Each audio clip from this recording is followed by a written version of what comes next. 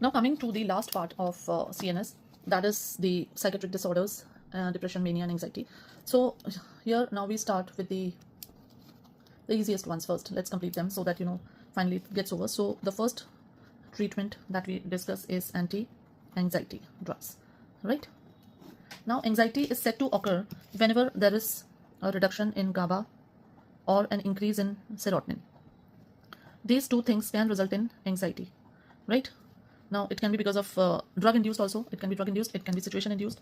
So the drugs that we use are basically CNS depressants. They have to be first like drugs which will increase GABA. So here we have benzodiazepines. They increase GABAergic action, right? So one drug that we use is benzodiazepine. The second therapy that we use is because there is an increased serotonin, we want to reduce the serotonin. So here we use 5-HT1A partial agonist.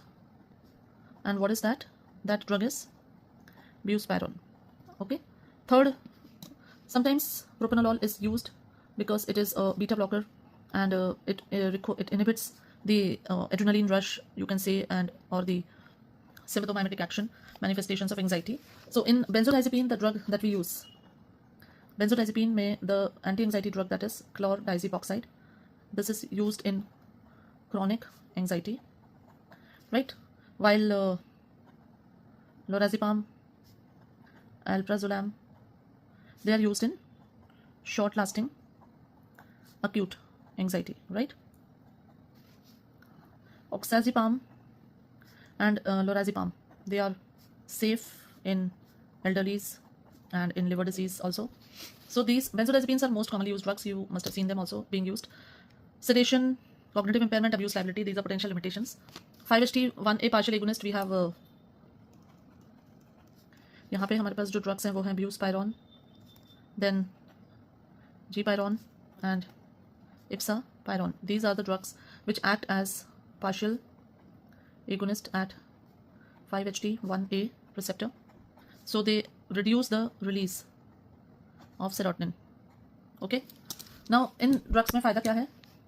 Do not have abuse potential. These drugs do not have any abuse potential. They do not cause sedation or cognitive impairment, right? So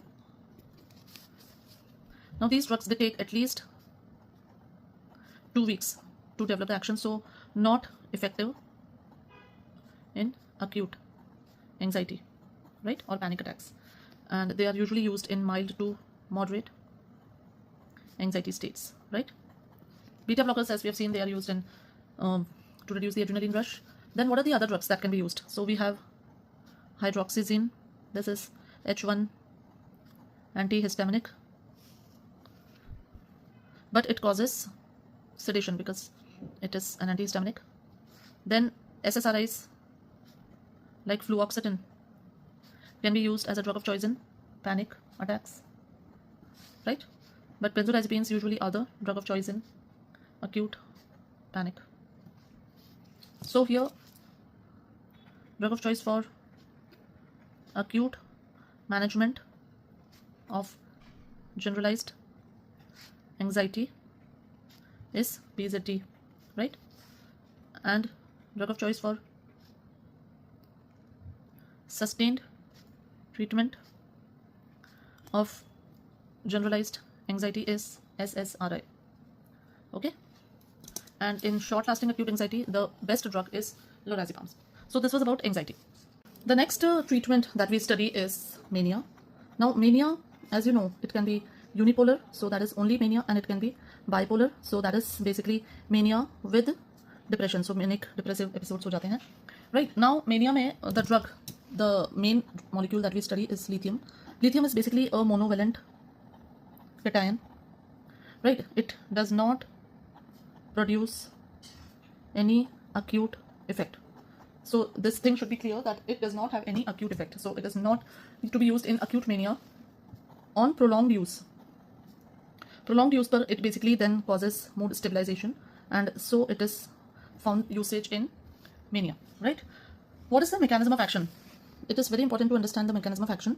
Now we know that in the brain we have a G protein coupled receptor, and they have a pathway in which PIP2 is broken down to IP3 and DAG, right? And then it brings its response. Now what happens, this IP3 then is further broken down into IP2 and then IP1, and then this IP1 combines with inositol. It combines with inositol and it forms PI, right? Which becomes PIP, and then it becomes PIP2. So this IP3, it helps in regeneration of PIP2, right? Now this usually is found to be highly increased during mania. Mania mein what is found, that there is an increase in this regeneration of PIP2 from IP3, right? So this mechanism, this is inhibited by lithium. So lithium does what? Lithium basically, it inhibits the regeneration of PIP2 by inhibiting inositol monophosphatase enzyme, right? So it inhibits this enzyme and inhibits the regeneration of PIP2, and this pathway is reduced, and then that calming effect or reducing effect in the mania is seen. Along with that, so this is the first mechanism. Second mechanism, it is seen that it inhibits the glycogen synthase kinase 3, that is GSK3. This enzyme is basically involved in degradation of BDNF, that is brain derived neurotropic factor. So reduction in this enzyme will cause increased brain derived neurotropic factor, and this action is ultimately used in unipolar depression. Lithium in unipolar depression. So this is the mechanism of action for usage of lithium in that, right? Now lithium is a very interesting drug, and it has got a lot of uses and side effects and drug interactions and contraindications and poisoning. So let us see all this one by one. Okay, the first important thing with lithium is that it has got a very narrow margin of safety. So it has got a very low therapeutic index. Okay, and so TDM is required. What is TDM? TDM is therapeutic drug monitoring. Now what are the concentrations of lithium that have to be maintained? So in plasma concentration should be 0.5 to 0.8 milliequivalent per liter in maintenance therapy of bipolar disorder. It should be 0.8 to 0.12 0.8 to 1.2 milliequivalent per liter in acute mania. Okay, toxicity कब दिखेगी? Toxicity आएगी if the plasma concentration is more than 1.5 milliequivalent per liter. So this is the time when the toxicity will happen. Now what are the signs and symptoms of toxicity? Let's discuss the poisoning here in the. So it is acute intoxication में there is vomiting, there is diarrhea, there is tremor, and they are coarse tremors, ataxia, coma, convulsions. It can also result in hyperreflexia, dysarthria, all these things. Then cardiac arrhythmias, albuminuria, hypotension. Okay, so these are the signs and symptoms of toxicity. What is the treatment? What is the treatment of toxicity?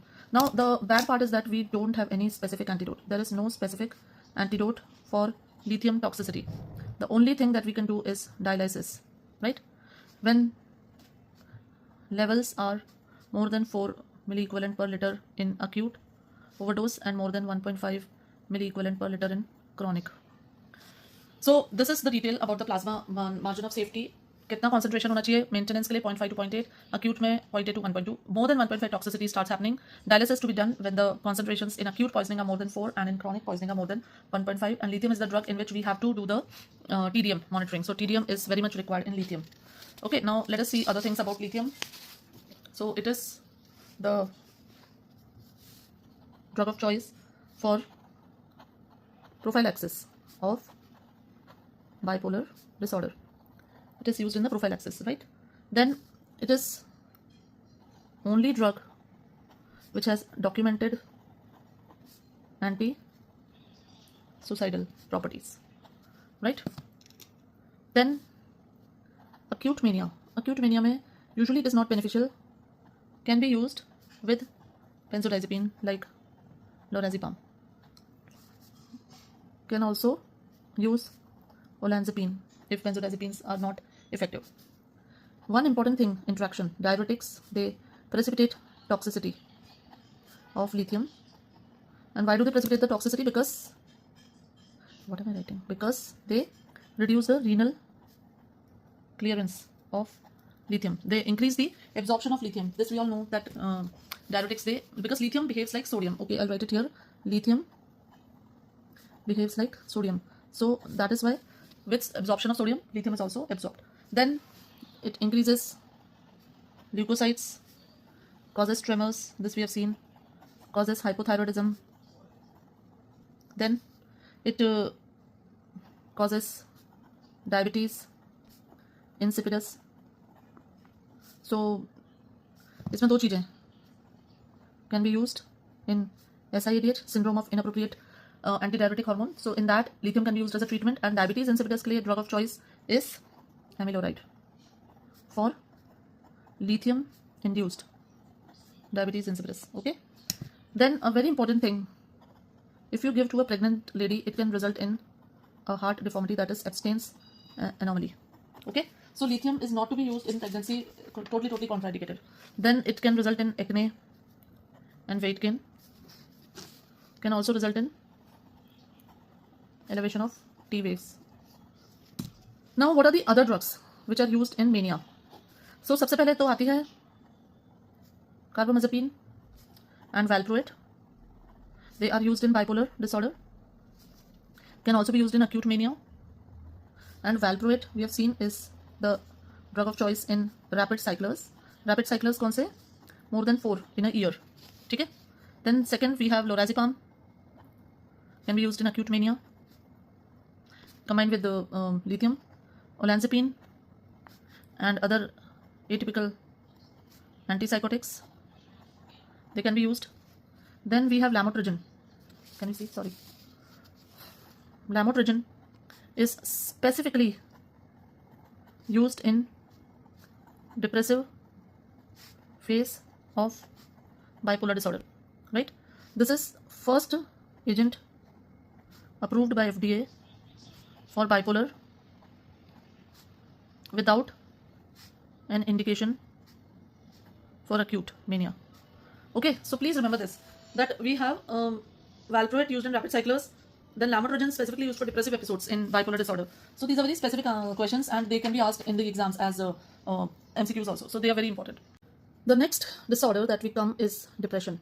Okay, so along with depression, the drugs that are used in depression, so we have other diseases also like panic attacks हो गए, जो कि anxiety के साथ भी हम देखते ही हैं, phobias, then OCDs, obsessive compulsive disorder, stress disorder, then impulse disorder, eating disorders. So all these disorders that we have, they are treated by drugs which are used for the treatment of depression also. So for these, we'll see the drugs which are there and we'll understand the mechanism of action. Now, depression is said to occur. Latest theory hai, it says that depression occurs because of reduced brain-derived neurotropic factor in the brain.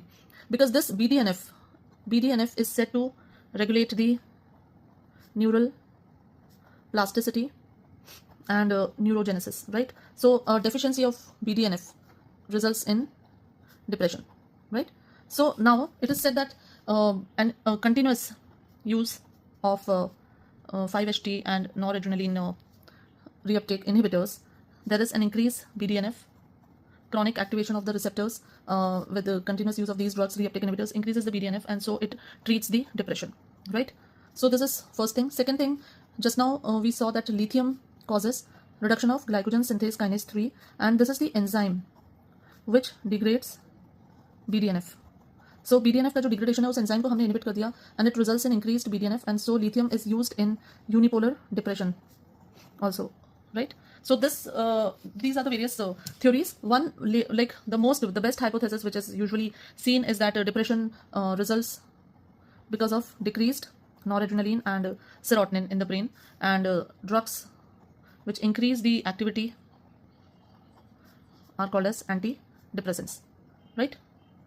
So now drugs which are, the two categories of drugs are those drugs which increase the noradrenaline and 5-HT activity, and they are called as typical antidepressants, and drugs which are acting by other mechanisms, they are called as atypical, right? Now other mechanisms may basically they are acting on other neurotransmitters or other mechanisms. मतलब we'll discuss them one by one. NMDA वगैरह पे भी act कर रही हैं. So these are the this is how the drugs are classified. Now in typical, again they are classified as MAO inhibitors. To increase noradrenaline and 5-HT, if you inhibit the metabolizing enzyme, that is MAO A and MAO B. So MAO A, MAO B को आप inhibit करोगे तो भी आप increase कर रहे हो, right? And the second mechanism is to inhibit the reuptake. So inhibit the reuptake, so that is also one mechanism. Now MAO A, MAO B में we have selective MAO A inhibitor, so that is moclobemide, right? And non-selective drugs में हमारे पास आती हैं, tranil, cypromin, iso, carboxazide and phenelzine. So these are non-selective drugs which act on both MAO A and MAO B. Selective MAO A inhibitor we have moclobemide. Selective MAO B inhibitor, remember, that is selegiline, which is used in Parkinsonism. Reuptake inhibitors पे हम आते हैं तो यहाँ पे again हमारे पास आते हैं non-selective. That means drugs which are acting both on 5-HT and noradrenaline. So here the drugs that we get are tricyclic antidepressants, in which we have imipramine, amitriptyline, which are the prototype drugs, right? And we also have SNRI, that is serotonin norepinephrine reuptake inhibitors. इसमें हमारे पास आती हैं venlafaxine, duloxetine and milnacipran. Okay, and selective पे आते हैं हम. Selective, so the drugs are called as SSRIs, and in SSRIs we have fluoxetine, paroxetine, fluvoxamine, sertraline and citalopram. Okay, so please first understand this, that in typical antidepressants we have MAO inhibitors where we have non-selective and selective. Reuptake inhibitors we have non-selective, that is tricyclic antidepressant acting on both serotonin, noradrenaline and SNRI, that is venlafaxine, duloxetine and milnacipran. In selective drugs, selective serotonin reuptake inhibitors, we have fluoxetine, paroxetine, fluvoxamine, sertraline and citalopram. Okay, and now let us go to the atypical वाली drugs को देखते हैं. So atypical antidepressants में क्या क्या आते हैं? Now there are many drugs in this. So we have trazodone, which is a 5-HT2 antagonist, trazodone and nefazodone. Then, so this is one. Second, we have mianserine and metazapine, and they are acting on the presynaptic alpha 2 antagonist. Okay, the third is bupropion, which increases the presynaptic release. Okay, fourth is tianeptine and amineptine. These two drugs, they serotonin, I can say selective serotonin reuptake enhancers. So they are not inhibitors, they are enhancers. Then we have vortioxetine and vilazodone. These are 5-HT1 agonist with SSRI property. Then atomoxetine is a selective norepinephrine reuptake inhibitor, right? Atomoxetine is a selective noradrenaline norepinephrine reuptake inhibitor. And then we have S-ketamine, which is NMDA antagonist, right? So this is the classification of drugs which are falling under the atypical antidepressants. So we have drugs acting through various other mechanisms: trazodone, nefazodone, mianserine, metazapine, bupropion, tianeptine, amineptine, vortioxetine, vilazodone, atomoxetine and S-ketamine. Okay, now let us see the mechanism of action. It is important to understand the mechanism of action in detail. Now the main action, ठीक है, ये लोग कैसे काम करते हैं? तो basically what they do is, these drugs, they मोटे-मोटे तौर पे they inhibit the reuptake of serotonin and noradrenaline, right? So this results in increased concentration in the cleft, okay, which results in antidepressant. But it is easier said than done. How they are doing it? Initially these drugs, what they do is they attach to the presynaptic alpha 2 receptor and 5-HT1A receptor. Now these, you know that presynaptic alpha 2 and 5-HT1A are basically auto or suicide receptors. They reduce the sympathetic drive and they reduce the serotonin drive. So as a result, what happens? They decrease the firing of neurons in locus coeruleus and raphe magnus. Okay, so initially there is a reduction in the serotonin and in the noradrenaline because you have activated the autoreceptors, but on long term these receptors get desensitized. Okay, now they get desensitized and then enhanced transmission is seen, right? So this is the mechanism, and that is why this whole thing takes around 2 to 3 weeks, and that is why we get the response of antidepressants is seen after 2 to 3 weeks. So there's a latency in action. And the students who are preparing for the MBBS exam, please remember this. It can be asked as a explain why question, that why antidepressants do not produce an action immediately, why they take around 2 to 3 weeks to develop a complete action. So this is the mechanism of action of antidepressants. Okay, remember this. So coming back to the drugs now independently. So the first category that we had was MAO inhibitors, right? Now MAO inhibitors में we have, सबसे पहले clear कर लेते हैं, MAO B सेलेजिलिन होता है and it is used in Parkinsonism, तो इसका तो लेना देना कुछ है ही नहीं. Then we have MAO A inhibitor selective. It is called as REMA. REMA क्यों? Because it is a reversible inhibitor of MAO A. And the drug which comes here is, what is the drug? It is moclobemide. So moclobemide, it inhibits the MAO A enzyme reversibly selectively, right? It does not exhibit cheese reaction.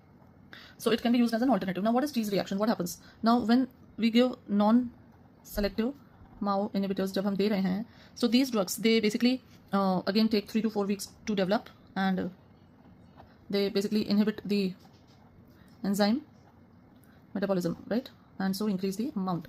Now what happens is, in these patients, when a cheese or beer or wine, these food which contain a lot of tyramine, when a patient who is taking MAO inhibitor takes these items which are containing a lot of tyramine, now since tyramine usually is metabolized by MAO, right? Now because this action is already inhibited, so tyramine results in increased quantity of catecholamines and causes a hypertensive crisis, right? This is what happens in patients who are on MAO inhibitors and who take cheese, beer or wine, and so it is called as cheese reaction. Okay, now what is the drug of choice for treatment of cheese reaction? That is phentolamine. ये हमने पढ़ा है पहले भी, है ना? So this is cheese reaction. Second, so ये तो हुआ first. Second होता है serotonin syndrome. Now what happens that if MAO inhibitors are stopped and SSRIs are given immediately, then SSRIs, they can result in serotonin syndrome.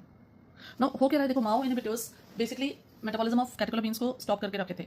अब MAO inhibitors आपने बंद किए और SSRIs ले लिए. So what you have done is you have actually increased the concentration of catecholamines even more, because SSRIs, they will block the reuptake, and so they will increase the amount of catecholamines. So the best treatment is to avoid and start SSRI after 14 days of stopping MAO inhibitors. Okay, so this will give sufficient time for MAO enzyme to be regenerated, and then metabolism of catecholamines can be done properly. So ये तो बात रही है हमारे MAO inhibitors की. अब हम आते हैं हमारे reuptake inhibitors पे, ठीक है? Reuptake inhibitors. Now reuptake inhibitors में सबसे पहले हम बात करते हैं TCAs की, that is tricyclic antidepressants. Now tricyclic antidepressants are the typical ones, so they have a lot of adverse effects. They cause sedation, सबसे पहला problem, right? They lower the seizure threshold. They cause weight gain. Then it has anticholinergic side effects. So anticholinergic के आपको पता ही है, urinary retention, constipation, blurred vision and dry mouth. तो anticholinergic side effects हो गए. Then due to alpha blockade, they cause postural hypotension. They can also cause cardiac arrhythmias. So TCAs are said to have a low safety margin. Okay. So TCAs, अब इसमें देखो poisoning भी हो जाती है TCAs की. TCAs की poisoning कैसे होती है? इसमें बेसिकली वही सारे सिम्टम्स है, हाइपोटेंशन, एंटीकोलिनर्जिक, एंटी एड्रिनर्जिक, अरिथमियास, ये सब हो जाएंगे, right? How do you treatment of TCA poisoning? You give intravenous sodium bicarbonate. Please remember this. Intravenous sodium bicarbonate is the single most effective intervention for management of TCA toxicity. इसमें ये basically reverse the CVS toxicity. So all those arrhythmias, hypotension, it is reversed. Second, you can use lignocaine for the arrhythmias, right? Third, use a lot of IV fluids. or dopamine for hypertension. Okay. Fourth, use diazepam for seizures. Fifth, use physostigmine for anticholinergic effect. Okay. So this is reuptake inhibitors में मैंने आपको सबसे पहले TCAs की side effects, poisoning and उनके treatment बताया है, right. Next in SNRI, that is serotonin norepinephrine reuptake inhibitors. इसमें जो हमारी ड्रग्स थी, तो इसमें they are basically drug of choice for severe depression now because they have a better profile than the TCAs. Safe होती हैं, then no anticholinergic, no antihistaminic, antiadrenergic, no histaminic properties. So in this we have venlafaxine. Venlafaxine का एक analogue भी वो isomer है डेस venlafaxine which is longer acting. Then we have duloxetine, then we have milnacipran and उसका भी एक isomer आ गया है, that is levomilnacipran. Duloxetine is the longest SNRI. Okay. Then venlafaxine, my spellings are literally gone. Venlafaxine, it is fastest onset of action होती है and minimum interactions, so it is very much liked also. Duloxetine is also used in neuropathic pain. Okay. Then milnacipran and duloxetine, they are indicated in fibromyalgia. Okay. So these are SNRIs which are used in various conditions. There is one more drug which I would like to mention here, that is amoxapine. Amoxapine is a NA reuptake inhibitor के साथ साथ it is a dopamine blocker also. So it has antipsychotic action also, right? This amoxapine is a metabolite of loxapine. Risk of extrapyramidal side effects is there. Okay. Then TCAs also used in nocturnal enuresis in children. Which drug is indicated? That is imipramine. Drug of choice is desmopressin. Okay. Now let's come to SSRIs. SSRIs. SSRIs are now the first choice drugs for, यहाँ पे लिखती हूँ मैं, depression, phobia, OCD, PTSD, eating disorders, premenstrual tension disorder, panic attacks, right? और भी uses होते हैं इनके, smoking cessation, stress disorder, impulse disorder and neuropathic pain, जो कि अभी हमने फाइब्रोमाइल्जिया और वो देखे SNRIs यूज होते हैं उसमें. So SSRIs are the first drug of choice in all these disorders. ठीक है. एडवर्स इफेक्ट्स SSRIs के, नोजिया करता है, देन कुछ sometimes anxiety, diarrhoea, then it inhibits ejaculation and also an orgasmia. They can cause akathisia. SSRI with MAO can cause serotonin syndrome. A very important thing, SSRIs, they inhibit the serotonin, so they reduce the platelet serotonin levels and so they can cause bleeding, right? Only sertraline and citalopram are safe with warfarin. Okay. So these are the main side effects that we see with the SSRIs. SSRIs के नाम मैं एक बार फिर से यहाँ पे repeat कर देती हूँ. That is fluoxetine, paroxetine. Now please see, fluoxetine, paroxetine are SSRIs, but duloxetine is an SNRI. Remember this. Then fluvoxamine, sertraline, and citalopram. These are SSRIs. So these are the main side effects that are associated with SSRIs. Now let's see the atypical antidepressants. तो atypical antidepressants जो हैं, अभी हमने उनके नाम लिखे भी थे. आ गया हमारा क्लासिफिकेशन.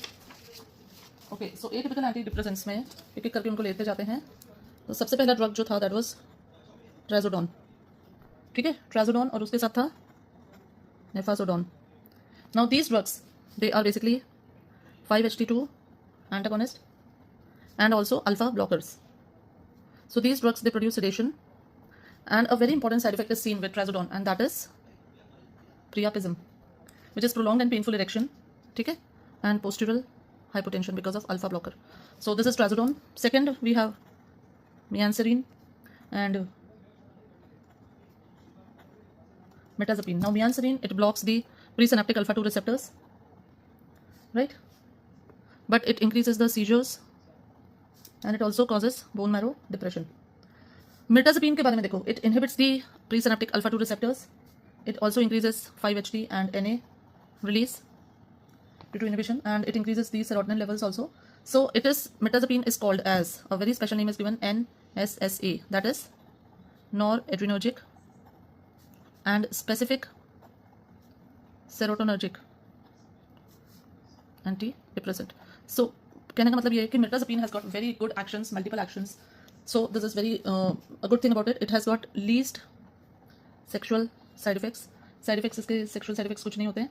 ज़्यादा से ज़्यादा ये weight gain कराता है, right? Dizziness वगैरह कराता है.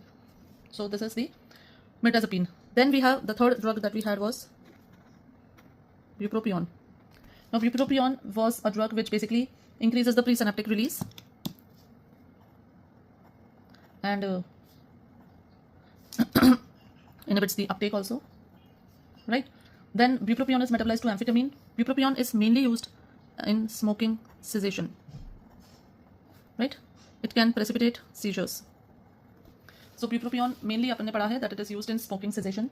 Then next drug that we studied was we looked was tianeptine and amineptine. Now these drugs, they basically enhancers बोलते हैं इनको. Enhancers हैं ये SSR, selective serotonin reuptake enhancer. So the action is just opposite to the serotonin inhibitors, but they produce antidepressant action. Okay. Then next we have vortioxetine. Vortioxetine, basically it is a drug which acts, it is a serotonin reuptake inhibitor, SSRI, with 5-HT3 antagonist and 5-HT1A agonist. This is used in major depressive disease. इसी के साथ एक और drug थी. What was that? Sorry, vilazodone. Now vilazodone is again same as vortioxetine, SSRI, and it is a 5-HT1A agonist. So it is also having the same action. Nefazodone हमने पहले ही देख लिया that it is also inhibiting. Then next drug that we had seen was atomoxetine. Now this atomoxetine, so this atomoxetine is used in ADHD, right? Then atomoxetine का action क्या है? It is also a selective inhibitor of noradrenaline reuptake. Then the next drug that we had seen was S-ketamine. So this S-ketamine is basically a S isomer of ketamine. It is also NMDA receptor antagonist, and it also inhibits the reuptake of dopamine, right? Then it does not interact with sigma receptors. S-ketamine is given by intranasal route, and it is used in patients with treatment resistant depression. Okay. Then there is one more new drug that is called as brexanolone. This is basically a neurosteroid. It is used in postpartum depression. It is given by the IV route, and it acts on GABA A receptors as a positive allosteric modulators. Okay. So these, ये जो है, with this we finish the antidepressants. Now the last part remaining in CNS antipsychotics, let's see that. So now students, coming to the last part of CNS, that is treatment of psychosis. Now psychosis is basically a spectrum in which there are various disorders, and the most common is schizophrenia. Then there are many paranoid disorders, personality disorders are there, delusions, hallucinations, and even the manic depressive psychosis in which the patient has mania, depressive, alternating cycles. So now psychosis जो disease है, it is a severe psychiatric illness, and it is mainly, या मैं बोलूँ जो pathology है, what is the pathology? It is because of overactive dopamine neurons in the limbic system of our brain. So brain का जो limbic system area है उसमें there is an increased dopaminergic overactivity, increased activity, and that results in psychosis. So जाहिर सी बात है that when there is an overactivity of dopamine neurotransmitters in psychosis, so what will be the focus of drugs? The drugs will mainly focus on reducing the dopamine activity. Okay, so antipsychotic drugs, we have two types. One is typical, that means they are D2 blockers, and then we have atypical, which have drugs which act by other mechanisms. So they have low D2 blocking activity and they have a high serotonin and histamine, these activities, right? So these are called as atypical antipsychotics. Now one more thing that very simply understandable is when trying to reduce dopamine. So when we are trying to reduce dopamine, then it will definitely give rise to what? It will give rise to drug-induced Parkinsonism. And in patients of and psychosis, they are called as extrapyramidal symptoms, right? So in such cases, now because the patient is, we are giving dopamine for the treatment of psychosis, so we cannot give levodopa here. We are giving antipsychotics, which are dopamine blockers for treatment of psychosis, so we cannot give levodopa for treatment of these. So the mainstay of therapy of extrapyramidal symptoms is mainly anticholinergics, okay, and antihistaminergics. So these are the drugs which are used in extrapyramidal symptoms. So let us first see the classification. So if we talk about the typical ones, now typical antipsychotics में the categories, typical means they are blocking the D2 receptors, right? Mainly this is their main action. Now इसमें जो सबसे पहले category होती है, that is phenothiazines, and these phenothiazines consist of chlorpromazine, thioridazine, trifluperazine, and fluphenazine, right? The next category of drugs that we have is thioxanthines. Now in thioxanthines, what we have? We have thiothixane and we have flupenthixol, okay? Then another category is butyrophenones. In this, the drugs that we have are haloperidol and droperidol and penfluridol, okay? Then we have some miscellaneous. In miscellaneous, what do we have? Drugs like primoside, loxapine, and molendon. Okay, so these are the typical antipsychotics: phenothiazines, thioxanthines, butyrophenones, and miscellaneous. Let us see the atypical ones. Now atypical ones are having 5-HT action and less of dopamine action. Now what are the atypical antipsychotics? So the names are clozapine, olanzapine, I'll write in small handwriting, quetiapine, risperidone, iloperidone, paliperidone, ziprasidone, lurasidone, aripiprazole, acinapine, Certandale, zotipine, cariprazine, pimavanserin,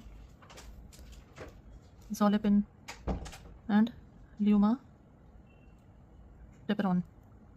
Okay, so these are the drugs which are atypical antipsychotics, and they act through the other receptors. Okay, so now let us take the drugs one by one. So first, let us understand the typical antipsychotics and also see the differences with the atypical ones, atypical antipsychotics. Let's see a comparison. So this will help you in better understanding of the differences. So these drugs, they block the D2 receptors, right? These drugs block the 5-HT3 and histamine receptors mainly, okay? Alpha, these receptors. Then these drugs, they have significant alpha blocking, significant anticholinergic action. These drugs do not have anticholinergic. These drugs do not have anticholinergic or alpha blocking activity, right? Next, अब इसमें देखो, they are highly sedative. एक sedation वाला जो problem होता है वो इनके साथ होता है, they are not sedating so much. Then another thing, these drugs have a propensity to develop extrapyramidal syndrome or extrapyramidal symptoms. They are less likely to develop extrapyramidal symptoms, right? These drugs, they have some other side effects also, like they reduce the seizure threshold, they increase the prolactin release, because जो PRIH है वो actually dopamine होता है, prolactin release inhibitory hormone, and because we are giving antidopaminergic drugs, so it is reducing dopamine, so increasing prolactin. While these drugs, they result in weight gain, they increase the lipids, they increase the glucose, so they can precipitate diabetic-like condition, right? So atypical और typical में basically मोटे-मोटे differences ये होते हैं. In atypical antipsychotics, one more thing is there are low potency drugs and there are high potency drugs. Now understand that low potency drugs have significant alpha and anticholinergic activity, right? High potency drugs, more extrapyramidal side effects. ठीक है? High potency drugs have got less anticholinergic and alpha blocking activity. ठीक है? So this is a difference. As you increase the potency of the drug, now low potency drugs, they are highly sedative, while these are not sedative. But high potency drugs, as you increase the potency, their tendency to cause extrapyramidal side effects increases, while low potency drugs are not so potent, but they don't cause extrapyramidal side effects, right? So this is something important. Let's talk about their adverse effects first, then we'll take the individual drugs. So सबसे पहला adverse effect होता है sedation. Now this sedation is maximum with chlorpromazine and minimum with ziprasidone and aripiprazole. ठीक है? Then second होता है weight gain. So first side effect is sedation. Second, weight gain. Weight gain seen with all except haloperidol, and in newer ones except ziprasidone. So weight gain is produced by all these drugs. The third thing is seizures. That means they precipitate convulsions. This is seen more with clozapine, olanzapine and chlorpromazine, and less with risperidone and quetiapine, right? Then another thing, hyperlipidemia plus diabetes mellitus like condition. Now these are seen with all atypical antipsychotics except ziprasidone. So ziprasidone does not cause these problems, right? Then there are some very specific side effects also, जैसे retinal degeneration is seen with thyroidazine. इस पे these are fact based questions, so ये आते ही आते हैं and इसमें गलती नहीं होनी चाहिए. Then agranulocytosis is caused by clozapine. Then cataract formation is seen with quetiapine. Cholestatic jaundice is seen with chlorpromazine. Then anticholinergic side effects are there. Dry mouth, constipation, urinary retention, blurred vision. They are seen by the older ones, and it is usually maximum with thyroidazine. And then we have the extrapyramidal symptoms. Now these extrapyramidal symptoms are because of D2 blockade, and they are related to the potency of the drugs. So let us see what are these extrapyramidal symptoms. They are very important, and a lot of questions are asked on these extrapyramidal symptoms. So the first symptom that is usually seen is acute muscular dystonia. Acute muscular dystonia, this is the earliest presenting symptom, and this usually presents as torticollis. तो गले में एक spasm आ जाता है और locked jaw, right? So treatment क्या दोगे यहाँ पे आप? Treatment is again central anticholinergics like trihexyphenidyl, benztropine, piperidine. So anticholinergics, central anticholinergics are used in the treatment. The second extrapyramidal symptom is usually Parkinsonism, that is drug-induced Parkinsonism, and this presents in 1 to 4 weeks of therapy. Right? This may be treatment is central anticholinergics are given for drug-induced Parkinsonism. The third extrapyramidal symptom is akathisia. What is akathisia? Akathisia is the irresistible desire to move. Right? So there's an irresistible desire to move among the patient, and it is one of the most commonmost. इसके लिए the treatment that is given is propranolol and also central anticholinergics. Propranolol actually reduces the anxiety and the movement condition. Fourth thing that presents is malignant neuroleptic or neuroleptic malignant syndrome. So this presents with the hyperthermia, rigidity, generalized rigidity in the body, and altered mental status, and it is treated by IV dantrolene. Like dantrolene is used in malignant hyperthermia syndrome, you can also use bromocriptine here. Okay, then the next EPS is tardive dyskinesia. Now what happens in tardive dyskinesia? It occurs late in therapy, and it is characterized by purposeless, involuntary movements, right? So the movements are like chewing or puffing of cheeks, etc. And this happens because of supersensitivity of the dopamine receptors. So now here central anticholinergics are contraindicated. And what is approved?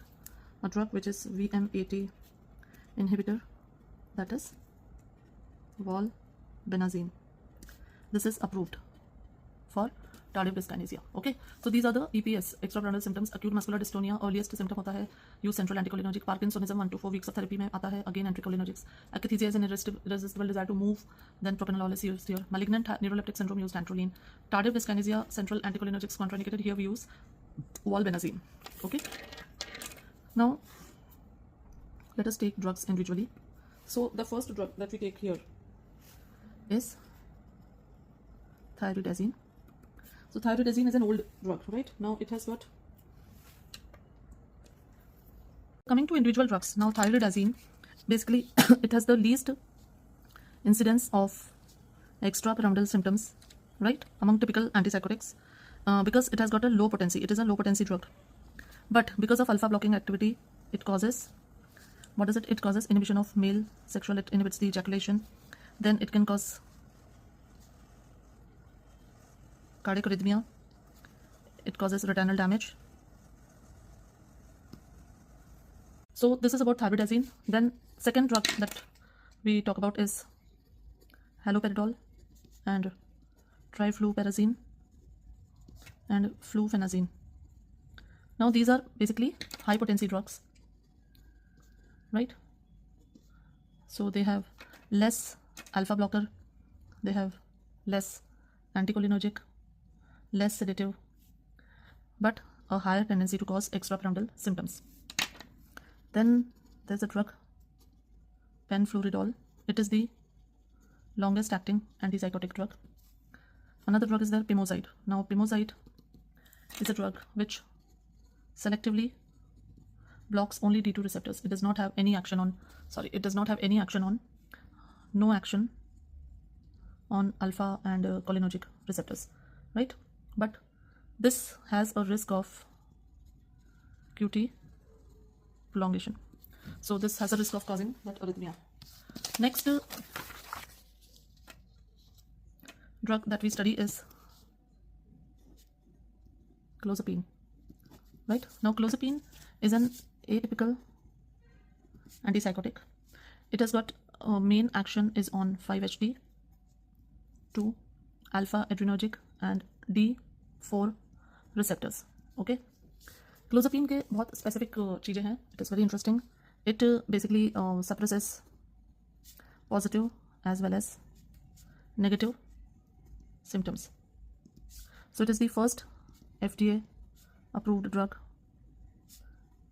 for anti-suicide indication. Then it is the reserve drug as it can precipitate seizures. Secondly, it causes agranulocytosis, right? जो seizures होते हैं, they are basically dose dependent, so they are mainly present in the higher dose, while this is dose independent, so it can present at any dose. Then it causes myocarditis, so it is contraindicated in heart diseases. Another most common adverse effect is sedation. You might get MCQs like this: what is the most common adverse effect of clozapine? Don't write agranulocytosis, write sedation. Okay, it has got prominent anticholinergic effect, extrapyramidal symptoms less होते हैं, increased anticholinergic effects होते हैं, right? And it can result in paralytic ileus and cialorrhea.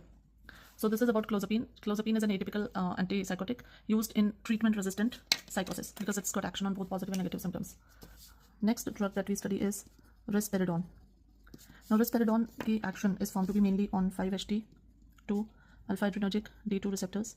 Then also acts on D2 receptor पे ही act करता है. Then can cause extranodal symptoms also. Then seizures are less as compared to clozapine. Hyperprolactinemia is seen with risperidone.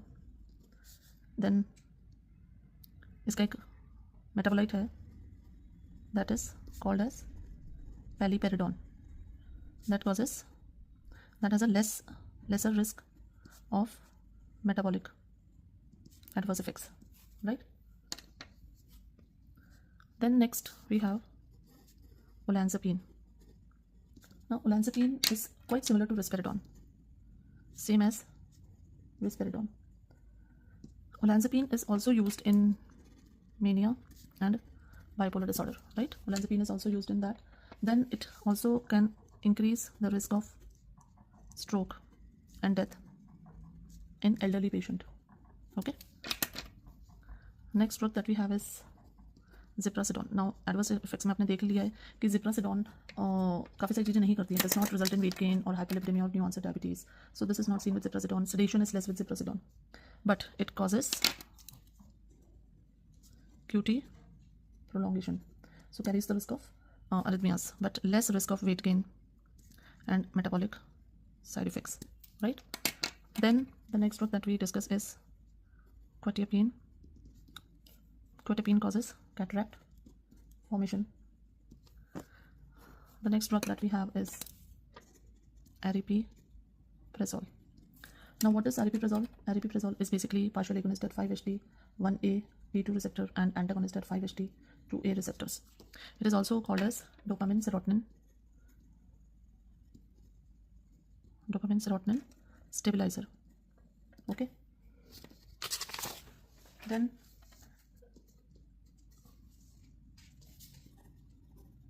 aripiprazole is approved for treatment of irritability associated with autistic disorders in children, right? Then another drug that we have is asenapine. This is used sublingually for schizophrenia and in acute mania. Then another drug is iloperidone. This drug has less risk of extrapyramidal side effects, but it can prolong QT interval. Okay. Then we have brexpiprazole and cariprazine. These are new drugs, and these drugs, they are new for schizophrenia, right? Then we have pimavanserin. This is basically used oral treatment for hallucinations and delusions associated with Parkinson's. Okay. Next drug that we have is lumateperone. This is basically an antagonist at 5-HT2A, and this is approved for treatment of schizophrenia. It also causes alpha-1 antagonism, right? So long-acting injectable drugs used in uncooperative patients. What are the drugs which are used in uncooperative patients by injection? We use flufenazine, we can use haloperidol, we can use risperidone, and we can use paliperidone also, right? Now इसके अलावा जो ये अभी हमने सारे drugs देखे, इसके अलावा अब यूजेस देख लेते हैं. यूजेस तो वो एक तो these drugs are used in acute mania, bipolar disorder, like olanzapine is the drug of choice in mania in pregnancy. Haloperidol is also safe in pregnancy. So एक तो इनके ये यूज हो गए. Secondly, there is a condition called as Gilles-de la-Tourette syndrome, right? Then there is one more condition, Huntington's disease. तो Gilles-de-la-Tourette syndrome is a tic disorder. इसमें the drug of choice is tetrabenazine. Okay, what is the drug? Tetrabenazine is the drug of choice. Antipsychotics में we can use haloperidol, we can use pimozide, clonidine can also be used. Okay, so these are some more uses. Another एक और use है Huntington's chorea. उसके बाद एक use होता है, they are also used in alcoholic hallucinosis, right? And they are also used in one more thing, alternative to ECT, in severe depression with psychotic features. So these are also some of the uses. Then एक drug आई है, I'll write it here, that is samidorphan. This is a mu receptor agonist. ठीक है, ये क्या है? ये basically opioid है, and this reduces the weight gain caused by olanzapine. So it is approved for use in treatment of schizophrenia and mania and bipolar disease. Samidorphan is used in combination with olanzapine for the treatment of schizophrenia and mania and bipolar disorder. So with this, we now complete the CNS part 1, part 2, part 3. We have completed all the drugs which are covered under CNS. Next and the last topic, that is antimicrobials and anti-cancer, which we'll be completing now.